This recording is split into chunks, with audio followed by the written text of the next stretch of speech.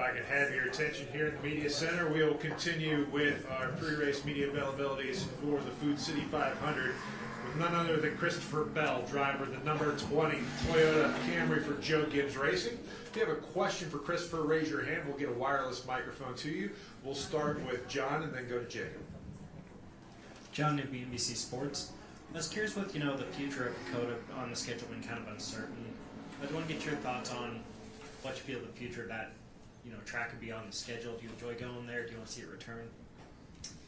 Yeah, I mean, I think that Dakota is a world-class facility and a world-class racetrack. And, I think if we have road courses on the schedule, it's probably a good one to go to. And, so I'm okay with it. I'm okay with us getting the road course number back down, which we've slowly but surely been doing. But I think that Dakota is a good one to go to. On an entirely different note, obviously you'd be back on the concrete this spring. It still seems like there's a place on the schedule for a dirt race. So if so, where would you want that to be? I think that there are, a lot of different dirt venues out there, but Eldora is the one that really comes to mind, and I'm sure everybody would say the same thing. But, I don't think that we should go down the path of having one dirt race a year. And I'm just talking about getting rid of road course races, but we don't need to have one road course race either. So, whenever you have that single event, it becomes easy to overlook, and then people don't take it seriously. So, we saw that in road course racing early on in the sport, where people just, if you weren't a good road course racer, you just kind of put it behind you and like, okay, well, we'll on to the next one. And then dirt race was very much that way. For all the teams that didn't have a dirt driver, that it was just kind of an off week for them, a throwaway event. And certainly the guys that had dirt drivers took it seriously, but I think if you want to go down that route, then you need to add, 2 or 3 of them to make it a priority in the schedule, so that you actually have to work on it to become better and it becomes more of a real race. We'll go to Jacob, then to Matt, then to Lee. Jacob Zimmerman, Race Face Digital. Christopher, you've had some really solid runs the last couple of years in the night race, and Kyle was in here earlier and said that he doesn't feel, because of this surface being concrete, that there's as much temperature change and variation compared to other tracks that you guys go to, a spring race versus a fall race. With that said, do you feel like some of the things that have worked for you in the night race can translate here, even though it's during the day? Yeah, I would say so, and I think that that's a fair comment about concrete tracks not being as, sensitive to ambient conditions. But yeah, certainly it's been a while since we had a daytime race at Bristol, and I think it'll be probably a little different, but nobody really knows how different it's going to be with the next gen car. And our team at least just found out that the treatment on the bottom's a little bit different than last year. So it's going to be different than what we had the last couple of years in spring Bristol. That's for sure. I can promise you that one. We'll go to Matt, then to Lee, then to Elliot, and to Chris. Matt Weaver, Sportsnaut.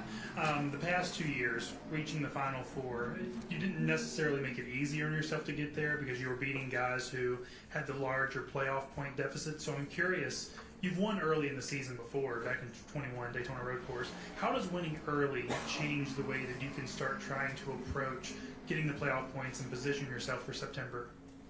Yeah, that's been our focus ever since that 21 season, where we won early and then we never got any more playoff points after that. So, but then 22 and 23 were kind of the same. We just haven't been able to execute on multiple race wins and multiple stage wins, and so that's been a focus the last several years of trying to be the team going into the playoffs that has the points buffer. Because certainly whenever you get into the round of 12, the round of 8. I had to win, basically, if I was going to make the Final Four. So, I don't know. Other than it's the same mentality that we've had, we just have to do a better job of executing it. And getting playoff points are hard. Like, the only way that you get playoff points are by winning races, winning stages, and obviously being up in the final standings, the final regular season standings. But we need to win more. I need to win more. And good news is we want to win more. So, yeah, that's what it's all about. So, like with the road courses coming up and having a good number of them in the regular season, Yeah. does it allow you guys to be able to be more aggressive with the stage breaks, to maybe stay out, get on the non-optimal strategy or whatever alternative strategy to get those playoff points? Yeah, so with the yellow flags being back in place, it definitely opens that up at the road courses, where really you're going to figure out where you stack up on Saturday, where you practice, you qualify, and then when the race falls, if you feel like you have a car capable of winning the race, then you're probably going to jump the stages, and you're not going to get the stage wins. But say you're a guy that's doesn't have the pace to win the race. If a playoff point is given to you by everyone short pitting the stages and racing for the win, then it's definitely something that we would consider. I believe we did that at maybe like Indy road course a couple years ago, where we knew that we didn't have the pace to win the race, so everyone short pitted the stages and we took the points. But yeah, I mean that's one of the few rare occasions that it happens. Maybe like a Pocono or something like that. But certainly at the road courses, we hope to have the pace to win. But if not, it does open that option up to try and take the stage points and the playoff point. Go to Lee, then to Elliot, then to Chris. Lee Spencer, Sirius XM NASCAR Radio and Catchfence.com. I'm curious, you had a lot of success at Richmond in the Xfinity Series, and I'm wondering, now that you've had success with this new short track package at Phoenix, when we go back to another short track like Richmond, do you think that'll help your drive there? I think that Richmond will be a good track for us, and I think statistically it's probably one of my best Cup tracks too. But I obviously haven't reached victory lane there, so it's a unique place because the Xfinity strategy wise is pretty self-explanatory. You're gonna run to the stage break, you're gonna put tires on and do the same thing all race. But the Cup race, you have to make the green flag stop, and then the tire fall off is so big that you might make 2 green flag stops in one stage. So there's a lot that goes into it, and in order to win at Richmond, you have to have like the whole package. You have to have your entire team clicking. It's not a place where a driver can make up for a bad car or a bad pit crew or anything like that. So Richmond it's a team racetrack. You have to have the right strategy. You have to have great pit stops. You have to have a great driver, and obviously a great car. And we've been close. I think I've been a top 10 car there majority of the time, but haven't sealed the deal yet. So hopefully, maybe this year's the year. Elliot? Elliot Stern, Sports Talk 805. Last week you did well on a bigger track, longer runs.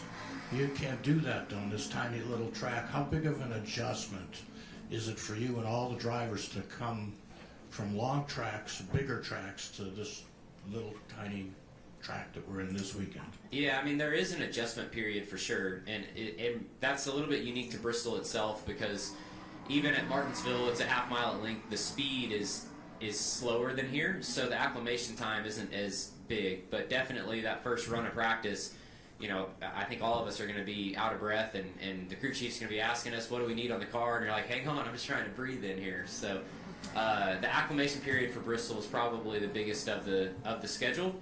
And, the runs at Bristol, while the lap times are short, the lap count is really, really high. So, a 90-lap run at Phoenix is probably a little bit easier on us than a 125-lap run, which we have to do stage 1 of the race on Sunday. So the lap count being high here makes it a little bit tougher. Chris Weaver, Fox AWGHP High Point. Christopher, you had a bit part in the Netflix special last year when you got in the Final Four. How do you think that Netflix special raises your visibility, all of the drivers' visibility, to fans that aren't necessarily NASCAR fans, and how important is it, you think, for NASCAR drivers to be, or for NASCAR to have a superstar, somebody who really is known outside of core fan base? Yeah, I mean, I think that's the name of the game for the whole Netflix deal, was to try and get more eyes, more casual fans engaged with their sport, and to understand the process of what a NASCAR race is. It's not just cars turning left. I can promise you that. And the getting superstars is what gets fans to watch. So it all goes hand in hand, and hopefully that was step one of getting us more exposure and getting the sport back to where it was. Next, Shane, and then Mike. Christopher, Shane Connick, Charlotte Observer. How important is that, for you, especially, being on the younger side of the sport, as the sport continues to, reach new audiences and move forward in this social media, digital age to, be able to have, both NASCAR fans who know you as a driver see so much of your personality in addition to new fans? Yeah, I mean, it's been something that I haven't been very good at. It's just, showing my personality, who I am, to the general public. And so, yeah, I whenever I got the opportunity to be on the Netflix show, I tried to open up as much as I could. And, yeah, I mean, I just hope that we're able to keep it going and keep the momentum going. And I know that the ratings have been really good this year, and there's been a lot of positivity going into 2024. So hopefully we can keep the ball rolling. Michael Massey, front stretch. You won the last dirt race here last year. Do you feel like the defending race winner, or do you feel like the last NASCAR driver to ever win on dirt? For now, at least. Yeah, I don't feel like the defending race winner. It feels like we're at a different venue right now compared to what it was 12 months ago. But it is cool that I won the last dirt race, and I take pride in that because obviously I'm a dirt track racer, and that's what I grew up doing. But it definitely feels like a different venue. Like when you came here for the dirt race, it didn't feel like you were at Bristol. Next to Davey. Davey Siegel with SiriusXM NASCAR Radio. Going off of Chris's Netflix question, how's your grass looking these days? I give it like an 86, 87, so B plus. It's getting there. What's like the routine? Do you have one to maintain it? So not yet. I am just recently into the yard fanatic, I guess, stage of life. So hopefully, at one point I want to get to where I can do it all myself, but I'm not there yet. Okay. You've spoken before about wanting to win 5, 6, 7 races a year. Not just the guy who wins once or twice a year, and being the guy that leads the team. Is the guy to beat going to each track. Have you felt, whether it's this year, years before, whatever, undervalued or appreciated by whether it's the fan base or people out there? Like, does that drive you at all, and do you pay attention to that stuff? I mean, I would say that it does motivate me a little bit, and I want to be clear that like inside, my team, the competition industry, like I feel like people know that what the 20 car or where they're at or where we're at, and it's just the outer regions that don't or haven't, and hopefully, frankly, I gotta win. Like I'm not a talker. I'm not a shower. I hope to be a winner, and I know that in order for people to talk about me, I have to win. And winning 7 races is not there yet. So I want to win. And make you guys talk about me because of the on-track product. Do we have any additional questions for Christopher? Go up here to Bob. He may reveal his picks for this week. I'm not sure. 8 a.m. Sundays, so everybody knows. Going back to COTA, just where they moved the restart zone to the kind of exit of turn 20. Just how will that impact the race? And also, have you seen where they've kind of repaved and patched, and how do you think that'll impact the race? Yeah, I have actually did a little bit of simulator work last week, and the patches. There's a lot of patches. They added some last year, and they did more this year. So that's going to definitely, I would think, affect the strategy a little bit as far as tire management or when you're going to put tires on, stuff like that. And then the restart zone. While I don't think it's going to be a home run, I think that it'll be in the right direction of trying to get us spread out where we don't look like a bunch of buffoons running into each other, getting into turn 1. So I think that the road course stuff is going to be a work in progress as far as getting the cars to where we don't just kill each other getting into those 90-degree corners. And it's going to be another learning experience for us. Wrap up with Dustin. Dustin Long, NBC Sports. In regards to what you were saying about superstars, I'm curious, what makes a superstar to you, Because certainly with the way that this car is, and it's about even competition, it's harder and harder now to see guys win much more than 5 races a year. So there's this, everybody's kind of in the way the same, or similar number of wins. What constitutes a superstar to you at this level? I think I'm probably the wrong person to ask that question, just because I don't know, I have a hard time understanding who a superstar is in general. Like, what is a superstar? Just a famous person? I don't know. It's certainly. How do you personally view it? I mean, are you a superstar? Is driver X, driver Y? How do you base it? I mean, yeah, I would say that in my eyes, the superstars of the sport are the Kyle Busch, the Denny Hamlin, the probably Logano and Keselowski, the guys that have won the most races out of the group. But to your point, it's becoming harder and harder to do that, right? Like the days of the big three with Truex, Harvick, and Kyle Busch are a long ways away now. So, I don't know if we'll ever get back there. And it's just it's positives and negatives, right? We've gotten away from those key guys winning races, but now we have more parity in our sport, and you never know who's going to win whenever you go into a Sunday. It could be one of 15, 20 cars. So yeah, I mean, I guess in my eyes, the superstars are the winners and the guys that have won the most, like Kyle and Denny. Well, Christopher, thanks for joining us today, and good luck. Thank you.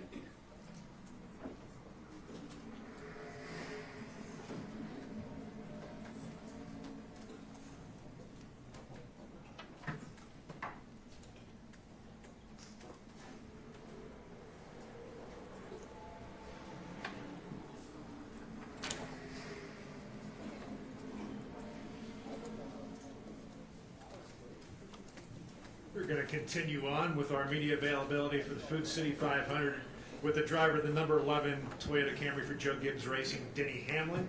If you have a question for Denny, go ahead and raise your hand. We'll get a wireless microphone to you. We'll start with Dustin and then go to John. Dustin Long, NBC Sports. Since you were in the back of the room, I'm sure you heard what I asked Christopher. Talking about superstars, how do you define what is a superstar in this series and in this era where the competition is closer? It's harder to get those big win seasons.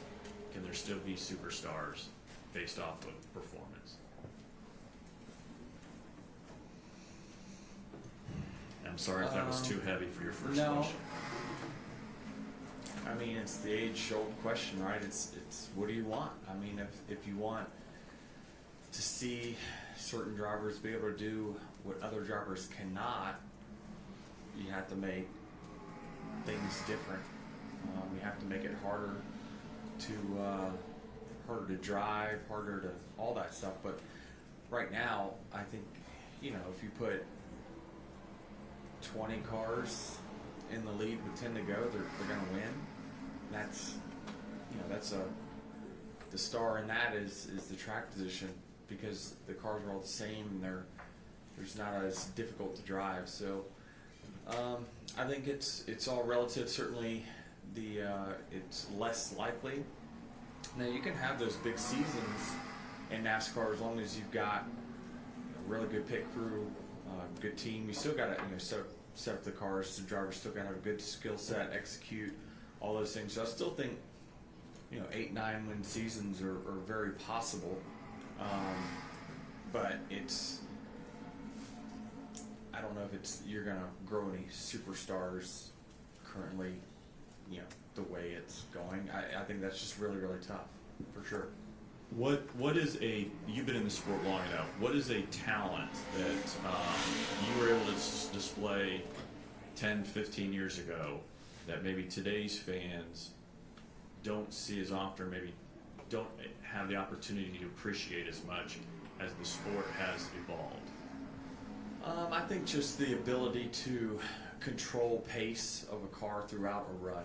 That was really my specialty kind of growing up, is that the ability to let cars go early in runs, to save something for the later part of the run. So then there'd be multiple passes through a run. For me, and other cars. So maybe 4 cars, 5 cars sometimes would pass me in Martinsville, and then later in that run I'd pass them back. So that's double the passes that would happen.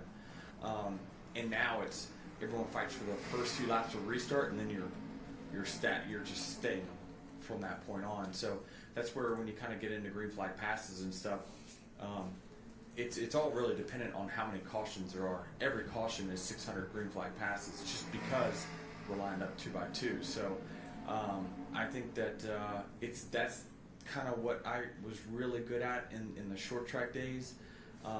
But as tire wear started to reduce and power started to reduce, it's all become, just run as fast as you can every lap, and then, hang on from that point on. So it's just different, and I've had to evolve my skill set to accommodate, each car and each change that we've had. Yep. We're going to go to John, then to Jacob, then to Matt, then to Steven. John Newby, NBC Sports. So Kamui was in here earlier, and he said that there's an audience in Japan that would embrace having NASCAR over there. As a team owner, can I get your perspective on that? Is that an opportunity you would lead back to, I guess, grow like your team's brand? Yeah, certainly. I think it's internationally is certainly opens up opportunities for brand awareness and team awareness and things like that.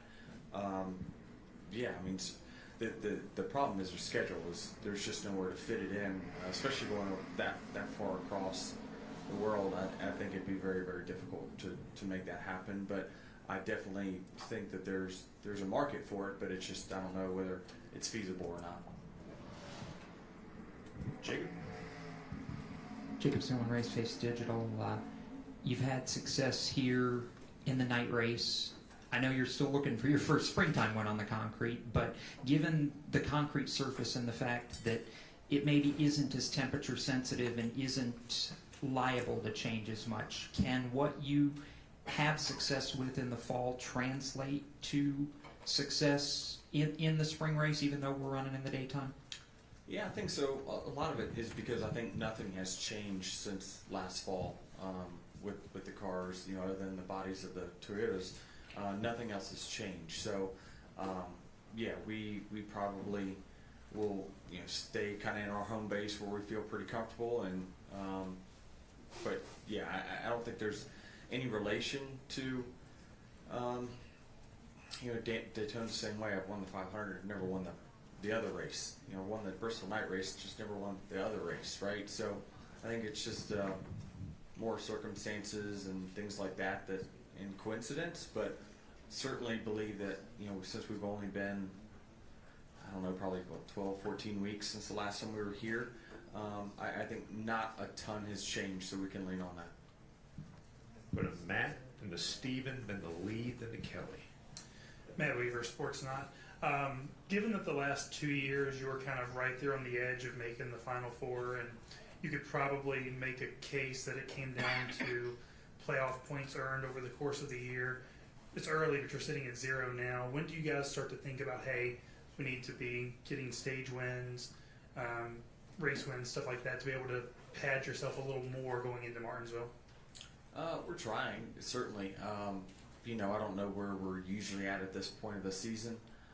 I'd say we're probably, as good as we've been, maybe not since a few years ago, but just generally speaking, gap to the lead in points is we've been as close as we've been here this year, but certainly no stage wins and stuff to show for it. But we've just been close, just haven't really closed it. But we've only really run 2 tracks that I feel myself and my team can control, really outright control winning those stages, and we've just been close, just not there. We've got some good stage points. We haven't had great finishes. There's also a 0 in the top 10 column if we're really looking at it, but we know we're running well, so it'll come for sure.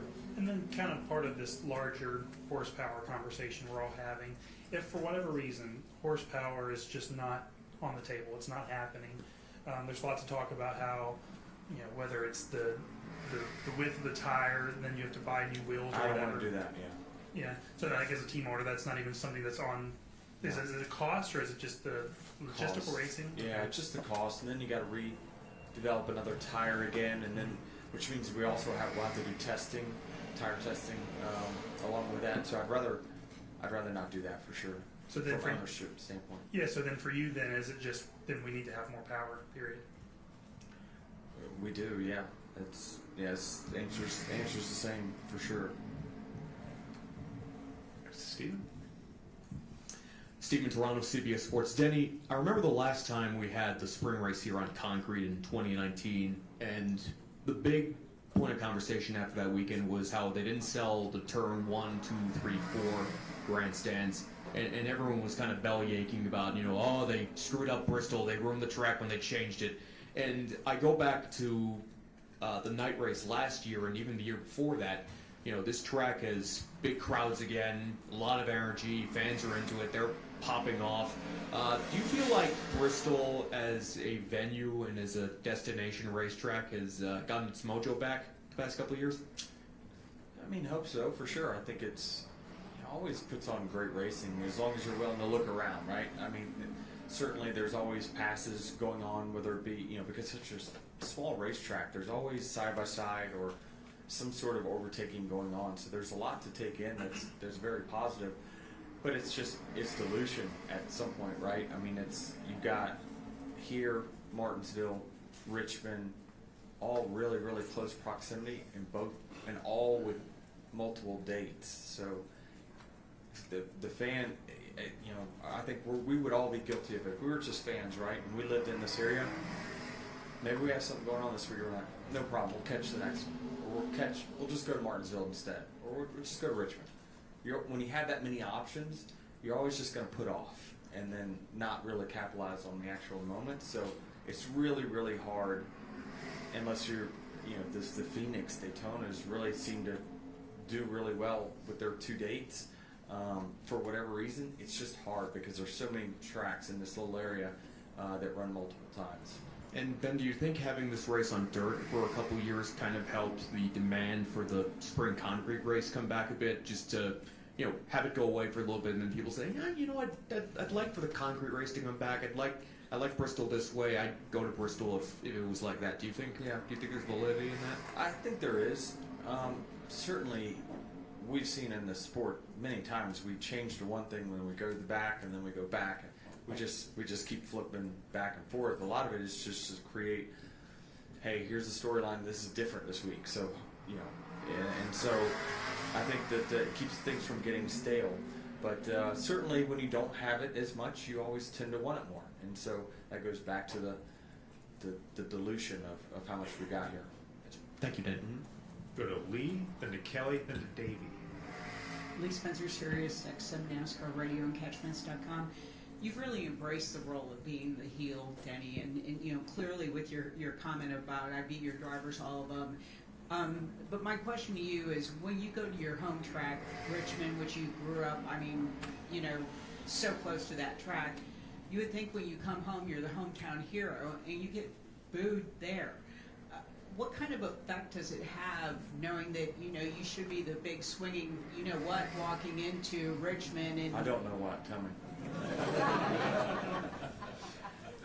And people would call me that anyway. Well, probably. The what? I haven't talked to Troy lately, though. But it's just kind of. What does that feel like? Because just to be even hated by the hometown crowd has to be brutal. I just used to beat up their favorite drivers in the short tracks days too, so that's why. So I don't know.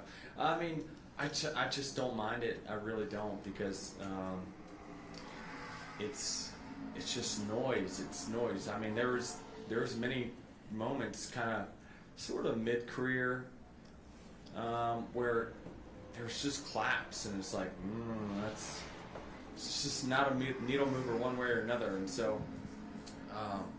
And a lot of it comes just with success as well. If you're a contender each and every week, you're going to get more noise, and typically, I've had so many altercations with really popular drivers, and that just kind of fuels it as well. So I think certainly I've checked all the boxes of things that fans despise of. We've seen one that previous driver, Joe Gibbs Racing, he just changes teams, and all of a sudden he's more liked. So, when you have all the things that I've got, in that box of negativity checked, you're just going to have to live that life. Go next to Kelly, then to David, my man in the back there. Kelly, CardinalRacer.com. Denny, tomorrow's 5 races in. Next week we get on a road course for the first time. Are we at the point where we're starting to see, you think, any trends of kind of who has it, who doesn't when it comes to the season, or does anything stand out so far early on? Yeah, I mean, I certainly think so. I think after this weekend, you certainly will be able to draw some sort of comparisons to who's good to start the season, because we've gone to these tracks kind of, that are different. But if you have cars that consistently are running up front no matter what the track, then clearly their team has some sort of process that's really, really good and bringing fast cars to the track. So I think certainly after this weekend you can start to write some of those headlines of who's looking good the first part of the season, and then we'll go through the summer, right? And you're going to see some start to pick up their performance from there and start to peak right at the right time at the playoffs. So you'll definitely see some conclusions, but it doesn't mean anything really to the very end of the season. Does anyone or anything stand out to you so far of just kind of big picture looking at things? Because I know obviously you like to review things and you have the podcast, so you can kind of talk about everyone and everything. So you watch these races closely. Has anything stood out to you? Yeah, I mean, from a media member, I would say, there's some teams struggling that you don't usually see, but I'm not going to give them any poster material, not today. Davey Siegel with SiriusXM NASCAR Radio. Your crew chief, Chris Gabehart, he gets really jacked up when he comes here. I think that was part of the reason why his emotions after you guys won in the fall was so evident. Do you notice anything different from him when you're leading into a Bristol race, whether it was last year, this year, anything like that? Yeah, he's certainly motivated. Really, it's a lot of the short tracks, because that's what he grew up doing as well, is the oval short tracks. And so, this is kind of what he feels like is his Super Bowl. So when we win the Bristol night race, it certainly is always really, really big for him. And we've just been really good here over the last few years. So he just always, he just, I don't know if he puts more emphasis on this race, but he certainly wants it more. So he's probably a little more critical of my driving on weekends like this than he is others. And off of Kelly's question on the road courses, you seem to have upped your game a little bit, and especially in qualifying. I know you pointed to Tyler in the past as a reason as to why that performance has kind of upticked a little bit. Can you speak to your evolution in terms of road courses, whether it comes to qualifying and or the race? Yeah, I think there's been a lot of factors. I think that, this is kind of the benefit of having, one of the stronger road course drivers in the Toyota family. I think that there's many other Toyota drivers that are up and coming that are going to be challengers as well. And I just use any information I can to try to get better. Certainly I know I'm one of the lower talented guys on the road courses, so I just try to do everything I can to learn from them and use all the resources I have. Casey Marler, WJHL, here in town. Can you comment, Denny, on the return to the road course next week at COTA and kind of the drastic change between where you're at this week to where you go next week? Yeah, it's a lot different for sure.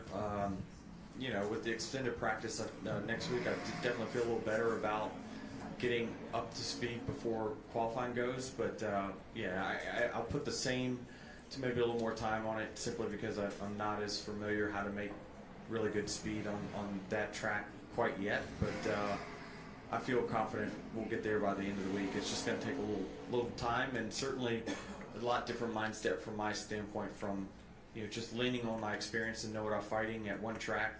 If I'm working on it for this track this week, I kind of know what I need to look for. Where at COTA, I'm just kind of looking at everyone else's stuff to see how do I compare. Denny, thanks for joining us today, and good luck this weekend. And now we are joined by several of our drivers here for their bullpen. So if you want to come gather around, we'll get you some time.